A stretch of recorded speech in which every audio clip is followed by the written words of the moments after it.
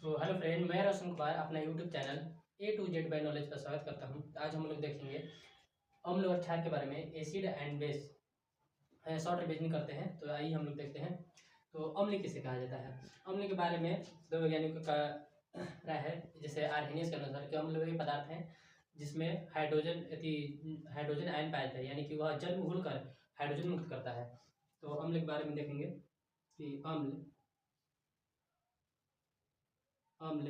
अर्थात एसिड, अम्ल अर्थात एसिड वे पदार्थ हैं,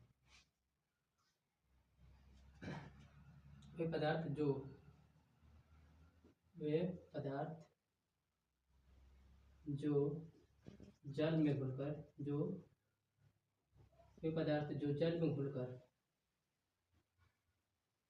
जल में घुलकर जो जल में घुलकर हाइड्रोजन आयन देते हैं, हाइड्रोजन प्लस आयन देते हैं, hydrogen plus ion, hydrogen plus ion देते हैं, अम्ल कहलाते हैं। और वे पदार्थ जो हाइड्रोजन जल में घुलकर हाइड्रोजन आयन देते हैं, क्या कहलाते हैं? अम्ल कहलाते हैं। तो इन्हें हम क्या कहते हैं? अम्ल कहलाते हैं। अम्ल कहलाते हैं। जैसे एग्जाम्पल फॉर एग्जाम्पल में देखिएगा तो HCl जिसे हाइड्रोक्लोरिक अम्ल कहा जाता है, जैसे जो हमारे पाचन से जठर रस में पाया जाता है। और H2SO4 जिसे सल्फ्यूरिक अम्ल, इसे कार के बैटरी में भरा जाता है।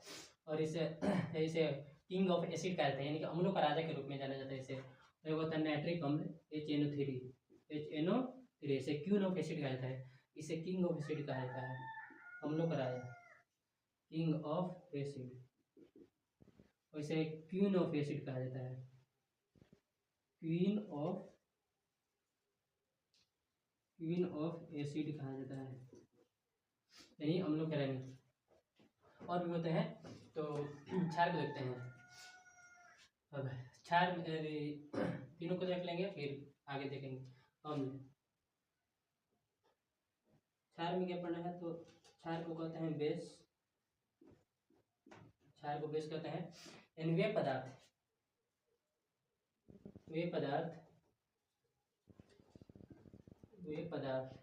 जो जल में घुलकर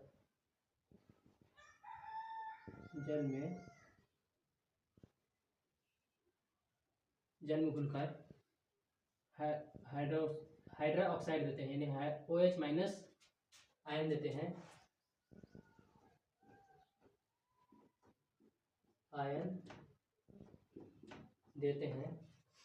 क्षार कहलाता है। क्षार यानी बेस, क्षार कहलाता है। क्षार या भस्म इसे कहते हैं, क्षार कहलाता है।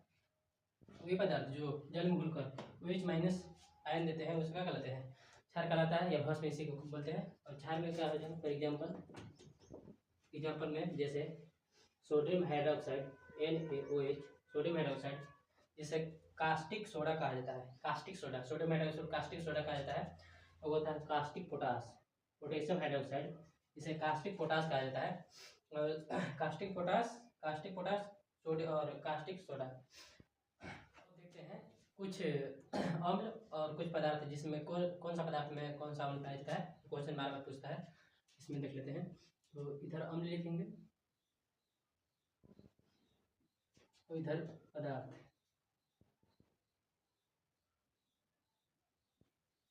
तो देखो जैसे एकदम पूछता है कि इमली में कौन सा अम्ल पाया जाता है? तो इमली में टार्टरिक अम्ल पाया जाता है,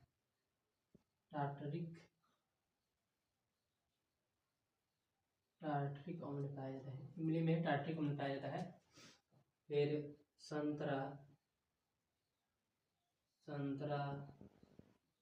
और खट्टे फल, संतरा, नारंगी,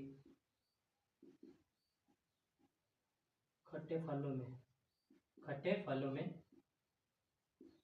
फलों में सिट्रिक अम्ल पाया जाता है।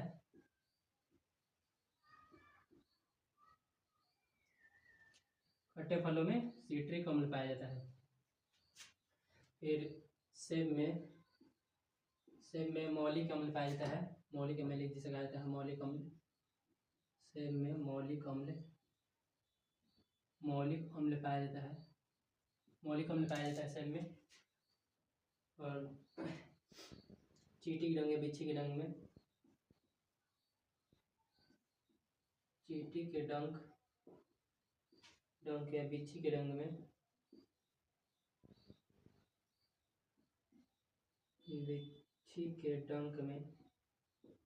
चींटी या बिच्छी के डंक में फॉर्मिक अम्ल मेथनोइक अम्ल पाया जाता है।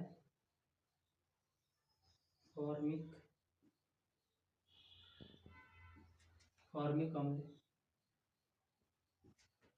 या मेथनोइक अम्ल से कहते हैं। फॉर्मिक को मेथनोइक अम्ल कहा जाता है। और विटामिन सी पूछेगा।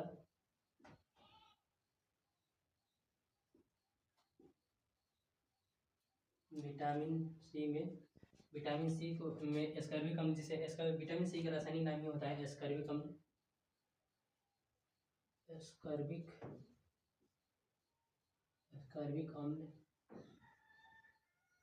एस्कॉर्बिक अम्ल। और जैसे चना में कहेगा, सेब में हो गया, संतरा में हो गया, सेब में और जठर रस में हाइड्रोक्लोरिक अम्ल HCl हाइड्रोक्लोरिक अम्ल। चाय में टैनिक अम्ल।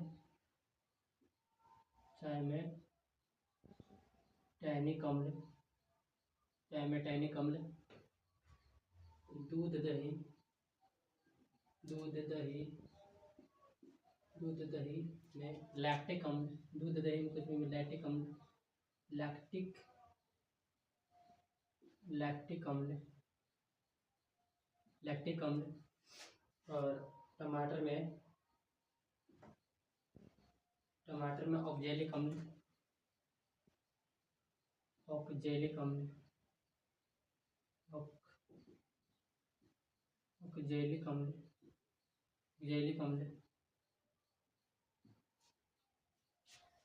तो अगला टॉपिक है कि पीएच स्केल के बारे में पूछता है। पीएच स्केल, तो पीएच स्केल किसने दिया था? तो सोरेनसन नामक वैज्ञानिक दिए थे। पीएच स्केल किसी विलयन में उपस्थित हाइड्रोजन आयन की सांद्रता को ज्ञात करने के लिए एक स्केल बनाया गया, जिसे हम पीएच स्केल कहते हैं। पीएच स्केल से हम मापते हैं कि कौन सा विलयन क्षार है या कौन सा विलयन अम्ल है, तो इसे पीएच स्केल कहा गया। तो और विभिन्न पदार्थों में उसका पीएच मान भी ज्ञात हो जाता है उससे। तो देखते हैं पीएच स्केल क्या है। तो पीएच स्केल के बारे में पूछता है पहले, तो पूछेगा कि पीएच का फुल फॉर्म क्या होता है, तो उसे पावर ऑफ हाइड्रोजन कहा जाता है। पावर ऑफ हाइड्रोजन, पीएच का full form power of hydrogen है, जिससे पीएच स्केल पूछेगा। पीएच स्केल तो किसी विलयन में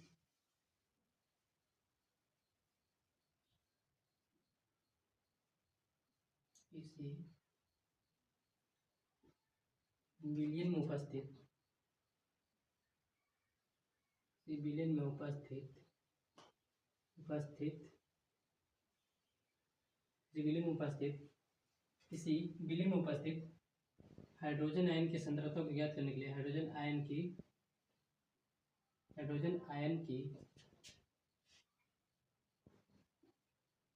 सांद्रता को ज्ञात करने के लिए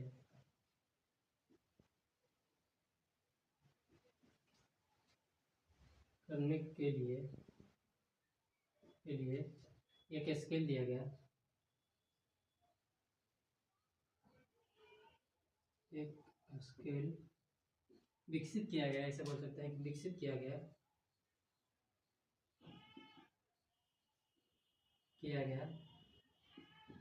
जिसे पीएच स्केल कहते हैं।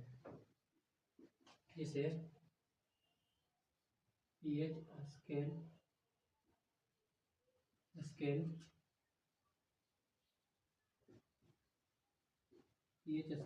कहते हैं। तो पीएच स्केल के बारे में कौन बताया है? सोरेनसन नामक वैज्ञानिक। पीच स्केल के बारे में। पीच स्केल को बोलते हैं power of hydrogen, power of hydrogen, power of hydrogen,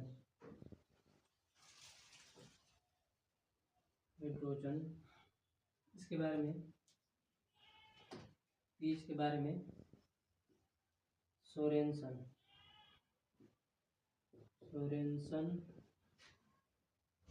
नामक वैज्ञानिक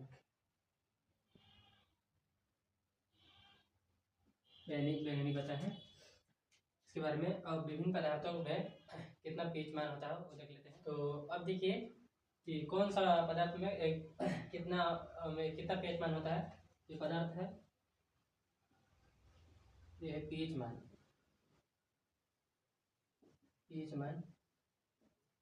जैसे अमाशय रस, जठर जैसे कहा जाता है, इसमें होता है 1, इसका पीच मान कितना होता है? 1 होता है। नींबू रस में 2.5 होता है पीच मान, सिरका का 3 होता है, और टमाटर का 4 होता है, पसीना का 4.5 होता है जो कि क्या है? अम्लीय है, और अम्ल वर्षा का 5.6 होता है। दूध का होता है 5.6 से अगर कम वर्षा हो तो उसे अम्लीय वर्षा कहा जाता है। अम्लीय वर्षा में क्या होता है कि जब पहले पहला बारिश होता है तो उसमें वायुमंडल में उपस्थित नाइट्रोजन गैस और सल्फ्यूरिक गैस दोनों अभिक्रिया करके सल्फ्यूरिक अम्ल नाइट्रोजन अम्ल नाइट्रिक अम्ल बना लेता है अभिक्रिया करके जलवाष्प से, और नाइट्रोजन गैस नाइट्रिक अम्ल बना लेता है, जिससे अम्ल वर्षा हो जाता है। तो अम्ल वर्षा में बहुत सारा चीज़ प्रभावित करता है। और दूध में होता है 6.5, जल होता है 7, खून का होता है 7.5, ये पूछेगा। चूना जल होता है 11। और एक और है कि अगर पीच स्केल में क्या होता है कि अगर 7 से कम हो, देखिए मान लीजिए पीच स्केल है, इसमें 1 से 14 तक पाठ्यांक होते हैं। 1, 2, 3, 4, 5, 6, 7, 8, 9, 10, 11, 12, 13 इसी प्रकार है। तो देखिए ये इससे उदासीन 7 होता है, उदासीन जो कि जल का पेज शुद्ध जल का मान होता है 7, इसे उदासीन कहा जाता है। उदासीन विलयन का मान जो होता है, उदासीन विलयन का मान 7 होता है। अगर 7 से कम आएगा इधर इसे अम्लीय होगा। अगर 7 से कम है किसी पदार्थ का पीएच मान तो वहाँ क्या है? अम्लीय विलयन है। अगर 7 से अधिक है तो वह क्षारीय विलयन है, और 7 है तो उदासीन। तो जैसे जैसे 1 के नज़दीक आएगा कोई भी किसी भी विलयन का मान तो अम्लीय होगा। जितना नज़दीक है उतना ज़्यादा अम्लीय, और जितना दूर जाएगा उतना ज़्यादा क्षारीय। तो कैसा लगा वीडियो कमेंट कीजिए। थैंक्स वीडियो देखने के लिए। थैंक्स।